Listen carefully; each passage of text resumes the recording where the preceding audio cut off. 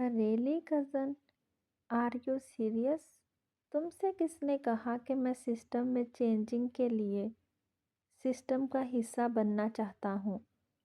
میں اس سسٹم کو انجوائے کرنے کے لیے، آسان لفظوں میں عیاشی کے لیے جوائن کرنے والا ایک ڈی سی سے لے کر آئی جی تک ہر رینک کے شخص کو پروٹوکول الگ سے ملتی ہے، ساتھ ہی ساتھ گورنمنٹ کی طرف سے ملنے والے مراعات سے ان کا لائف سٹائل بادشاہوں کی طرح ہوتا ہے۔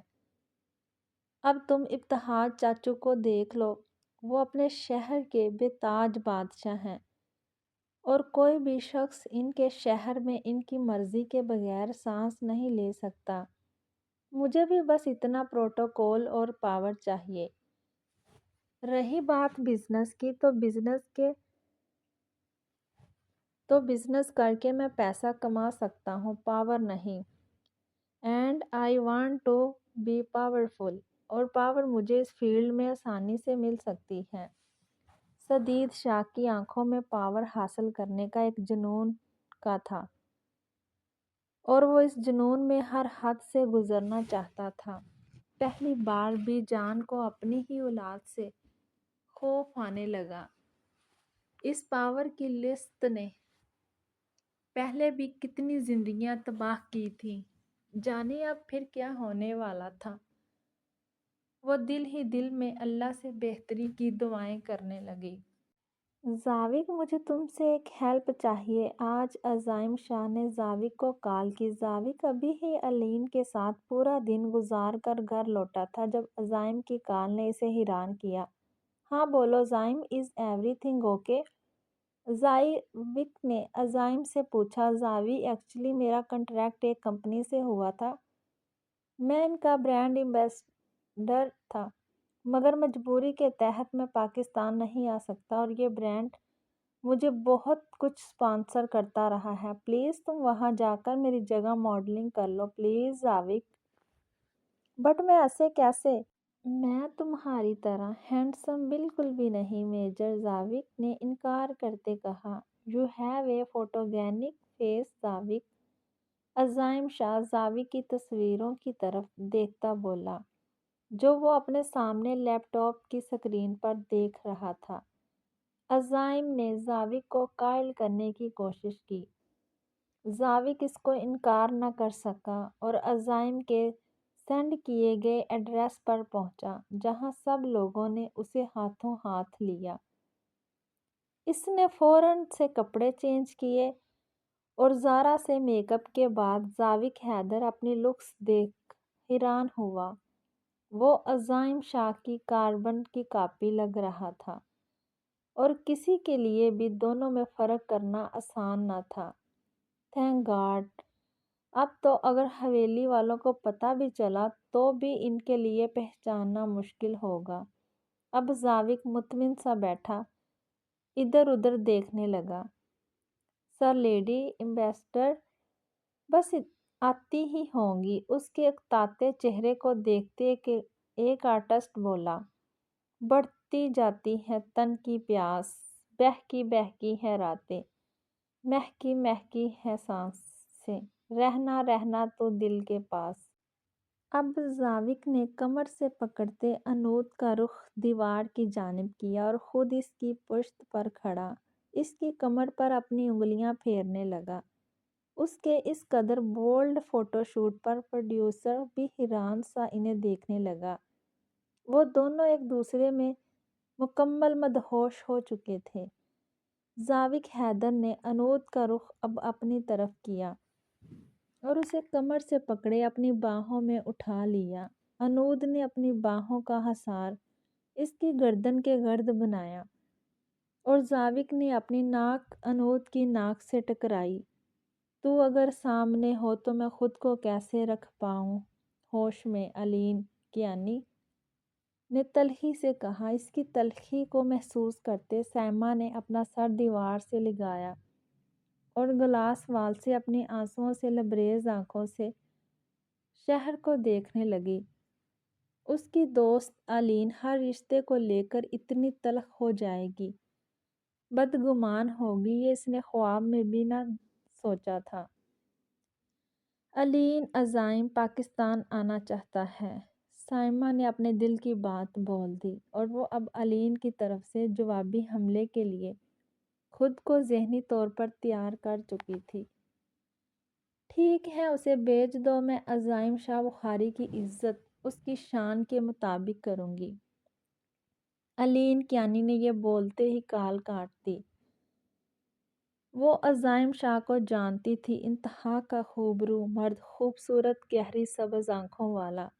عزائم شاہ شاندار پرسنالٹی کا مالک اسے کسی کی یاد دلا دیتا تھا۔ وہ ہر ممکن کوشش کرتی تھی کہ عزائم شاہ سے اوائڈ کرے، مگر وہ انوت کا دوست ہونے کی حیثیت سے کئی بار اس سے مل چکا تھا۔ علین کیانی کو عزائم کی اس خوبصورت چہرے سے شدید نفرت محسوس ہوتی تھی، مگر وہ چاہ کر بھی کبھی اظہار نہ کر سکی۔ اس سے نفرت کی دو وجوہات تھیں۔ وہ جانتی تھی کہ وہ ایک بے قصور لڑکا ہے، اس کا علین کے ماضی سے کوئی لینا دینا نہیں۔ وہ فقط کسی سے چہرے میں، عادات میں، مماثلت کی بنا پر اس سے نفرت کرتی تھی، اور سب سے بڑی وجہ یہ تھی اس کی بیٹی۔ عزائم شاہ اس کی بیٹی کے دل پر راج کرتا تھا، اور یہ وہ اہم بات تھی جو علین کیانی کو سخت ناپسند تھی۔ وہ کسی صورت اپنی بیٹی کو عزائم شاہ کے ساتھ نہیں دیکھ سکتی تھی۔ علین کیانی اپنی بیٹی کے جذبات سے مکمل طور پر واقف تھی، مگر اس کے باوجود وہ اس کے سامنے یوں پوز کرتی تھی جیسے وہ اپنی بیٹی کے جذبات سے سراسر لا علم ہے۔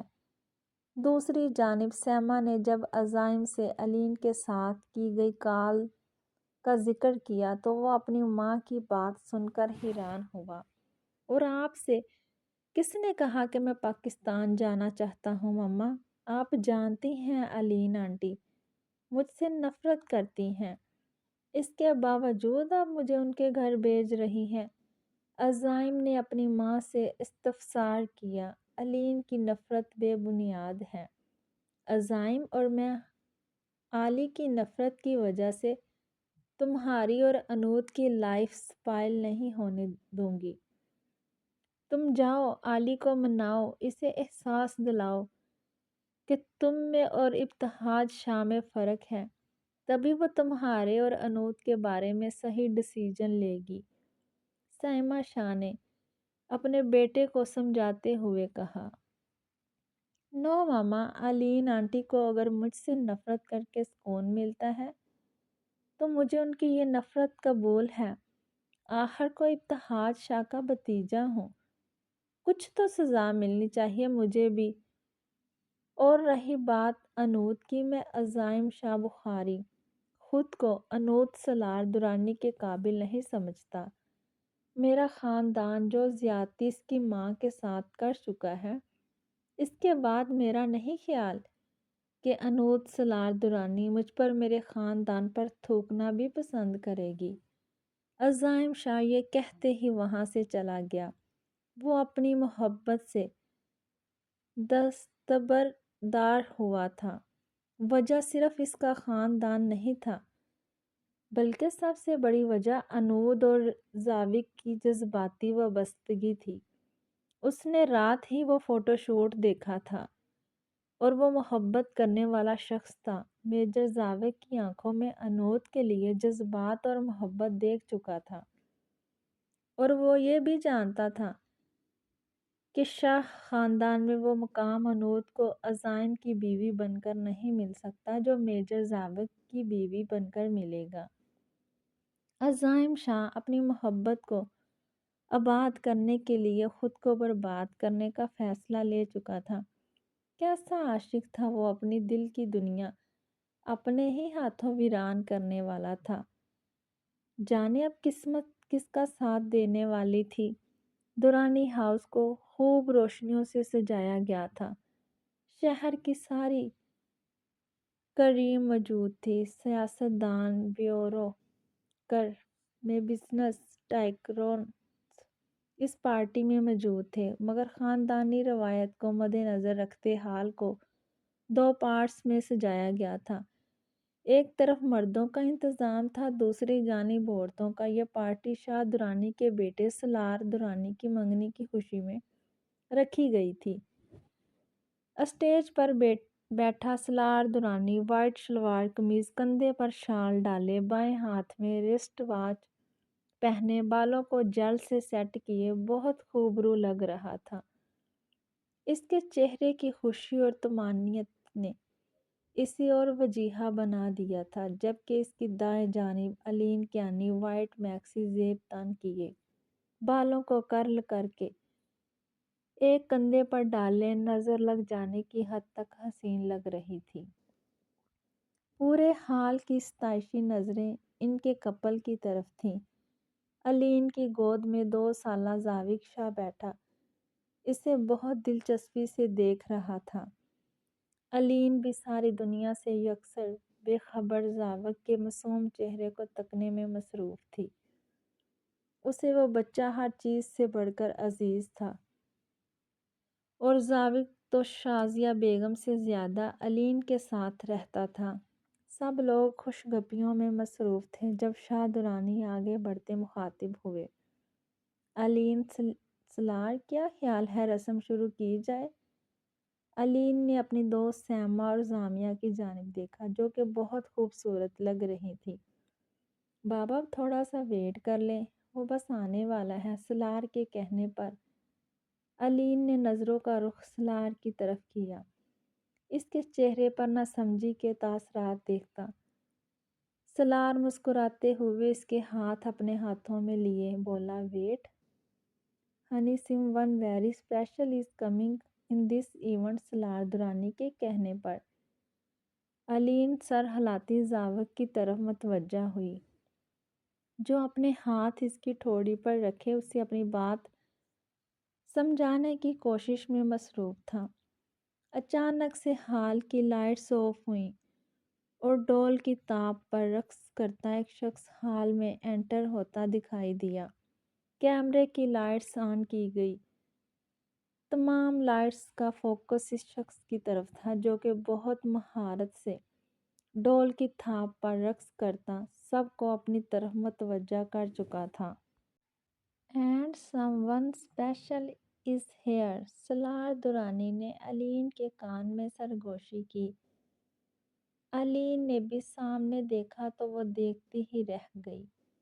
سیاہ شلوار قمیض پر سیاہ ہی چادر کندھے پر لگائے، پاؤں میں پشاوری چپل پہنے، براؤن بال، گہری سبز آنکھیں، ستوان ناک، کلین شیو کی وہ شخص انتہا کی سوبر پرسنالٹی کا مالک ابتہاج شاہ تھا۔ علین کیانی نے اس سے بڑھ کر حسین مرد نہیں دیکھا تھا۔ وہ مسمرائز سی اسے دیکھتی رہی۔ ابتہاج شاہ اپنی شاندار پرسنالٹی کی وجہ سے پورے ہال کا مرکز نگاہ بن چکا تھا۔ ابتہاج شاہ لندن سے اعلیٰ تعلیم حاصل کرنے کے بعد بجائے بزنس اور سیاست کے بیوروکریسی میں انٹرسٹڈ تھا۔ سی ایس ایس کا امتحان شاندار رزلٹ سے پاس کرنے کے بعد وہ اپنا آپ ملک کے بیوروکریسی میں منوا چکا تھا۔ وہ کم عمری میں ہی ایک کامیاب بیوروکریٹ بن چکا تھا۔ اس کی شہرت کی وجہ سے فقط بیوروکریسی نہیں بلکہ وہ سکینڈلز بھی تھے، جن کی وجہ سے وہ نیوز پیپرز کی ہیڈ لائن میں رہتا تھا۔ اس کی زندگی کا ایک ہی مقصد تھا، پیسہ کمانا، شہرت حاصل کرنا۔ اب چاہے وہ پیسہ جائز طریقے سے حاصل ہو یا ناجائز طریقے سے، اسے پرواہ نہ تھی۔ عورت ذات کو وہ جوتے کی نوک پر رکھنے والا مرد تھا۔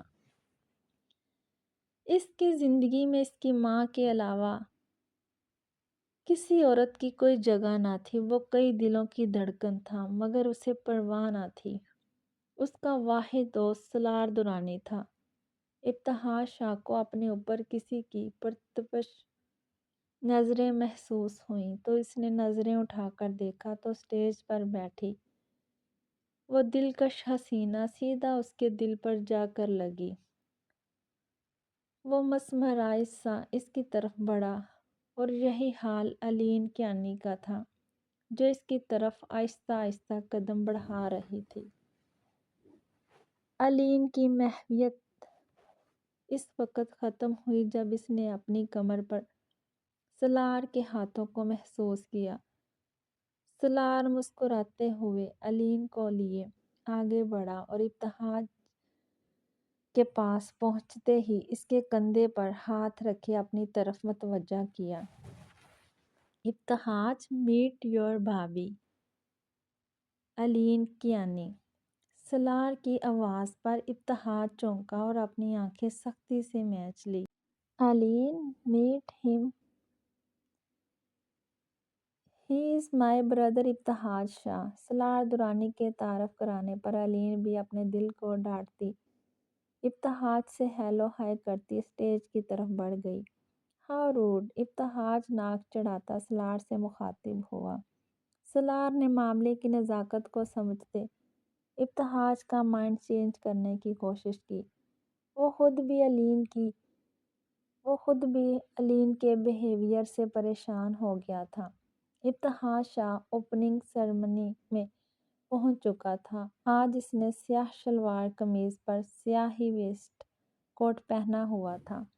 آنکھوں پر گلاسز لگائے وہ ٹانگ پر ٹانگ جمائے بیٹھا ادھر ادھر دیکھنے میں مصروف تھا۔ جب سامنے ہی اس کی نظر پڑی تو وہ مسمرائز سا اس کی طرف دیکھنے لگا۔ میں سال ہو چکے تھے، وہ اس میں سال بعد دیکھ رہا تھا اور وہ عورت پہلے دن کی طرح اس کو اپنے دل میں اترتی محسوس ہوئی۔ وہ عورت کوئی جادوگرنی تھی جو اتنی نفرت ہونے کے باوجود ابتہاج شاہ اسے دل سے نہیں نکال سکا تھا۔ علین کیانی، جو حال میں انٹر ہوتے ہی اسے دیکھ چکی تھی، اس کے قدم وہیں جم گئے۔ وہ اپنی سیکریٹری کے کہنے پر بڑی مشکل سے قدم اٹھاتی اسٹیج کی طرف بڑھ رہی تھی۔ علین کیانی کو لگا کہ اس سے زیادہ کمزور عورت اس دنیا میں کوئی بھی نہیں ہو سکتی۔ وہ اس جگہ سے بھاگ جانا چاہتی تھی جب اس کے کانوں میں ایک دلکش آواز ابھری، فرار ہر مسئلے کا حل نہیں ہوتا، آنی۔ دنیا کو فیس کرنا سیکھیں، آسمان کی بلندیوں کو چھونے کی کوشش کریں۔ وہ اس آواز پر پیچھے دیکھتی ہے۔ ضاوک قدم اٹھاتا اس کی طرف آ رہا تھا۔ میں نہیں کر سکتی، میں کمزور ہوں، میں گر جاؤں گی۔ ضاوی، علین کیانی نے دل کی بات کہی۔ آپ کا ضاوک کبھی آپ کو گرنے نہیں دے گا، ٹرسٹ می آنی۔ وہ علین کا ہاتھ تھامتا اس سے مخاطب ہوا۔ ضاوک علین کا ہاتھ تھامے اسٹیج کی طرف بڑھا۔ اس کی آنکھوں میں ایک غصہ، ایک وارننگ تھی، جسے ابتہاج شاہ نے چیلنج سمجھتے قبول کیا۔ ارے بھتیجے، تم یہاں؟ ابتہاج شاہ حیرت سے بولا۔ مسرور آنی کی سیکیورٹی کے لیے اپوائنٹ کیا گیا مجھے، ضاوک نے علین کی طرف دیکھتے کہا۔ کیوں؟ فوج میں رہ کر فوج کا نام اور وقار خراب کر رہے ہو، ان 2 ٹکے کی اداکاروں کی غلامی کر کے؟ ابتہاج شاہ زہر خند لہجے میں بولا۔ فکر مت کریں، میں غلامی ہی کروں گا، آپ کی طرح دلالی نہیں۔ ضاوک حیدر بھی ہر لحاظ بلائے اپنے چچا سے غالباً مخاطب ہوا۔ ابتہاج شاہ ایک طنزیہ نظر علین پر ڈالنے کے بعد ربن کاٹنے کا حکم دیتا اپنے فون کی طرف متوجہ ہوا۔ علین کیانی، جو کہ اپنی ایک جاننے والی کے ساتھ باتوں میں مصروف تھی، جوس پیتے اس کے ہاتھ سے گلاس چھوٹا اور اس کی ساڑی پر جوس گرا۔ میم، آپ پرنسپل آفس کے واش روم میں جا کر صاف کر لیں۔ پرنسپل اس کے پاس آ کر مخاطب ہوئی، جس پر علین سر ہلاتی اس کے پیچھے چلتی آفس پہنچی۔ تھوڑی دیر بعد جیسے ہی وہ واش روم سے نکلی اور باہر کی جانب قدم بڑھائے، کسی نے اس کو پیچھے سے دبوچ لیا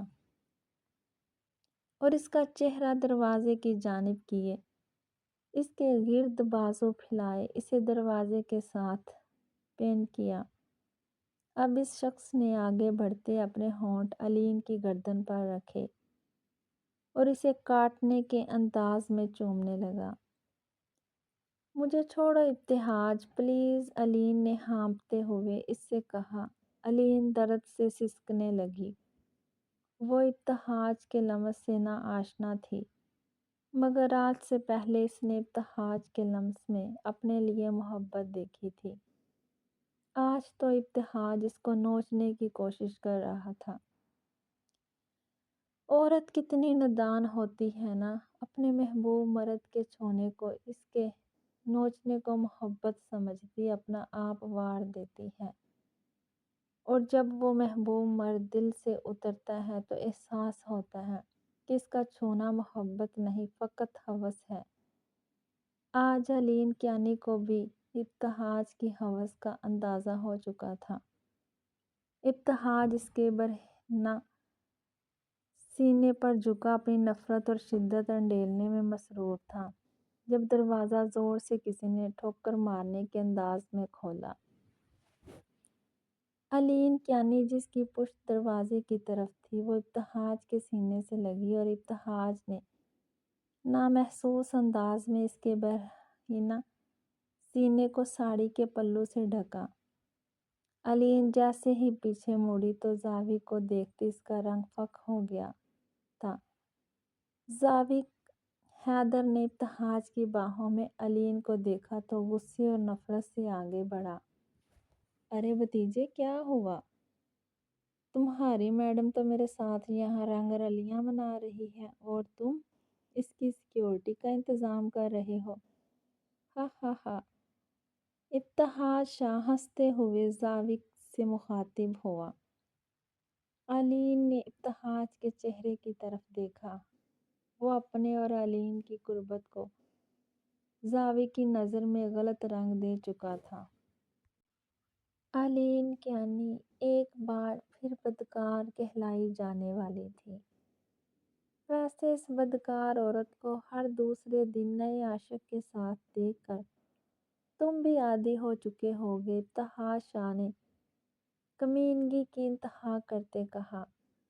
ذاوق حیدر شاہ آگے بڑھتا اپنا کوٹ اتارتا علین کی طرف بڑھاتا ابتہاج شاہ کی طرف دیکھتے بولا۔ آپ جیسے کئی کتے ان کے تلوے چاٹنے کو بے چین رہتے ہیں، مگر افسوس آپ ان کتوں اور گدھوں کے باپ ہیں۔ آئی جی ابتہاج شاہ، آپ کی اتنی اوقات نہیں کہ یہ عورت آپ کو اپنی زندگی کے 2 قیمتی پل بھی دے۔ بدکار یہ عورت نہیں، بدکار آپ ہیں، جو اکیلی عورت کو نوچنے کے لیے، اس کا فائدہ اٹھانے کے لیے اپنے عہدے تک کا لحاظ بھول چکے ہیں۔ اس سے پہلے کہ میں اپنے اور آپ کے رشتے کا لحاظ بھول جاؤں، دفع ہو جائیں یہاں سے، دیکھ لوں گا تمہیں بھی اور اس 2 ٹکے کی اداکاروں کو بھی۔ ابتہاج شاہ ایک غسیلی نظر ذاوق پر ڈالتا وہاں سے چلا گیا۔ ذاوق علین کیانی نے کچھ بولنے کی کوشش کی تو ذاوق نے اسے ٹوکتے ہوئے کہا، بس کر دیں، دیکھ لی آپ کی بہادری، بس باتیں بنانا آتی ہیں آپ کو۔ میں نہ ہوتا تو وہ بھیڑیا آپ کو نوچ ڈالتا۔ آنی ذاوق حیدر بے غصے سے اپنے ہاتھوں کا مکہ بناتے دیوار سے مارا۔ علین نے پیچھے سے اسے ہگ کیا اور رونے لگی۔ اب چلیں یہاں سے۔ ذاوق حیدر نے اس کا ہاتھ تھامے اسے کمرے سے باہر لایا۔ وہ علین کے ڈرائیور کو اس کی گاڑی گھر لے جانے کا آرڈر کرتا خود علین کو اپنے اپارٹمنٹ لے آیا اور اس کا بلڈ پریشر چیک کرنے کے بعد زبردستی اپنے ہاتھوں سے کھانا کھلانے کے بعد دوائی دیتا اسے سلا دیا۔ وہ لائٹس آف کرتا، نمبر ڈائل کرتا، کمرے سے نکلا اور فون کان سے لگایا۔ اس کی کال کاٹ دی گئی تھی۔ مگر وہ ڈیٹھ بنا کال کرتا رہا۔ جب ایک جھنجھلاتی ہوئی آواز اس کے کان سے ٹکرائی تو اس کے سپاٹ چہرے پر ایک مسکراہٹ کھل اٹھی۔ سائیں، جب کوئی شخص آپ کی کال نہیں ریسیو کرتا تو اس کا یہی مطلب ہے کہ وہ بیزی ہے، آپ سے بات نہیں کرنا چاہتا۔ انود رانی تاتے لہجے میں مخاطب ہوئی۔ باربی، جب کوئی بار بار کال کرتا ہے تو اس کا مطلب یہی ہے کہ اس نے ضروری بات کرنی ہے۔ زاوق نے مسکراتے ہوئے نرم لہجے میں کہا۔ سائیں، بابا نماز پڑھنے گئے ہیں، آپ کو جو کام ہے بتا دیں، میں ان کو میسج پہنچا دوں گی۔ انود نے ہتھیار ڈالتے کہا۔ ان کو بولو کہ آنی میرے اپارٹمنٹ میں ہے، ان کی طبیعت سیٹ نہیں ہے، میں کل چیک اپ کرواؤں گا۔ ان کا جس دن واپسی ہوئی اس سے ایک دن پہلے ان کو چھوڑ آؤں گا گھر۔ زاوی کی بات سنتے انود پریشانی سے بولی۔ کیا ہوا ماما کو سائیں، وہ ٹھیک ہے؟ انود کے لہجے سے چھلکتی پریشانی نے زاوی کو اداس کر دیا۔ ڈپریشن۔ زاوی کے یک لفظی جواب پر انود نے کال بند کر دی اور وہیں صوفے پر بیٹھی ٹیک لگاتے مریحہ سے مخاطب ہوئی۔ مما کتنی تکلیف میں ہوتی ہیں نا مریحہ، ہم کتنی بدقسمت بیٹیاں ہیں جو ان کی تکلیف میں ان کے پاس نہیں جا سکتی۔ ان کے پاس بابا اور زاوی سائی کے علاوہ کوئی بھی نہیں جا سکتا۔ مریحہ تلخی سے مسکراتے بولی۔ جس روز مما کے نام کے ساتھ بدکار کا ٹیگ اتر گیا تو سب ٹھیک ہو جائے گا آپی۔ وہ یہ کہتے ہی کمرے میں چلے گئی۔ ہیلو، آر یو دیئر، آئی وانا ٹاک ٹو یو۔ مریحہ نے کمرے میں پہنچتے ہی سدید کو میسج کیا۔ یس، آئی ایم ہیئر۔